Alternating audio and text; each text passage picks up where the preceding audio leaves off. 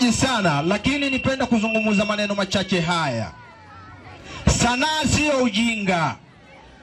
Sanaa sio uhuni kama mnavyoufikiria watu wa Nzera na watu wengine tulioko hapa. Sanaa ni ajira kama ajira zingine. Ukijitenga na kutengeneza sanaa yako vizuri, utaona mafanikio yake. Kuna watu wanaoita sanaa ni umalaya au uhuni. Watu wanaobomoa nyumba sio wana sanaa.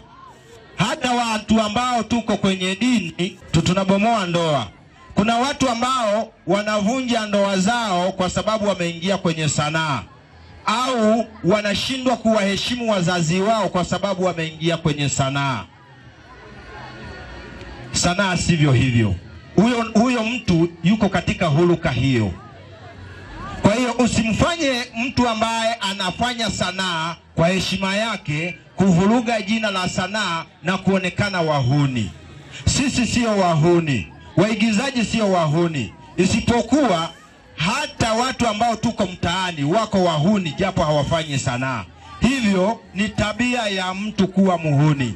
Na nihakikishe kitu kimoja kwa wana umoja wa kanda ya Bugando. Kwa msanii yeyote ambaye atakuwa anavunja maadili na sheria ya Tanzania, atakayekuwa ndani ya umoja huu ataondolewa kwa sababu ya kupisha matusi ya wasanii wanaofanya vizuri katika kanda ya Bugando.